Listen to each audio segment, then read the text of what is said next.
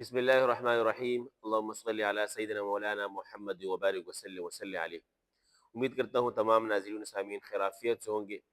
اگر آپ کسی ادارے کے تحت پڑھاتے ہیں اور آپ کے پاس قاعدہ یا ناظرہ کی کلاس ہے تو لازمی بات ہے کہ آپ کو اپنے بچوں کے حوالے سے نماز، کلمہ اور احادیث کی فکر ہوگی کہ ان بچوں کو کس طریقے سے یاد کروانی ہے، اور بالخصوص جس وقت آپ کے امتحانات ہو رہے ہوتے ہیں اس وقت آپ کو زیادہ فکر لاحق ہوتی ہے کہ ہمارے بچوں کو نماز، کلمہ، احادیث یاد ہو۔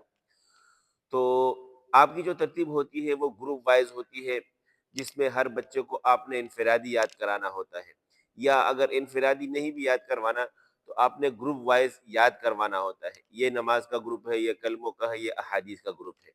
تو ان ساری مشکلات سے ہٹ کر آپ کے لیے میں ایک آسان ترتیب لے کر آیا ہوں۔ آپ اس طریقے کے مطابق اپنے بچوں کو لے کے چلیں انشاءاللہ۔ جو آپ کے اپنے پرانے بچے ہیں ان کو بھی نماز، کلمہ، احادیث یاد ہوں گی، اور اگر آپ کے پاس نئے بچے آتے ہیں تو وہ بچے بھی ان تمام بچوں کے ساتھ ڈھل جائیں گے، اور ان کو بھی بہت جلد کم وقت میں نماز، کلمہ، احادیث یاد ہو جائیں گی۔ اب وہ طریقہ کیا ہے کہ آپ اپنے ادارے میں اسمبلی کی ترتیب بنائیں، اور پڑھائی کے شروع ہونے سے پہلے کم از کم آپ 20 منٹ اس کو دیں۔ اس کی ترتیب یہ ہوگی کہ جن بچوں کو یاد ہو 3 سے 4 5 بچے آپ منتخب کر لیں، اور وہ آئیں گے، نماز پڑھیں گے، بچے ان کے ساتھ پڑھتے رہیں گے۔ پھر بچہ آئے گا، احادیث پڑھے گا، کچھ احادیث آج کے لیے، کچھ احادیث کل کے لیے، کچھ پرسوں کے لیے، اس ترتیب سے کچھ احادیث آپ بچوں سے کہلوائیں۔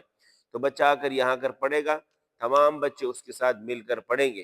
اگر آپ نے دیکھا ہوگا اسکولوں کے بچے جس وقت پڑھتے ہیں صبح اسمبلی میں قومی ترانہ تمام بچوں کو یاد ہوتا ہے، دعا پڑھتے ہیں، لب پہ آتی ہے دعا بن کے تمنا میری، وہ دعا بھی تمام بچوں کو یاد ہوتی ہے۔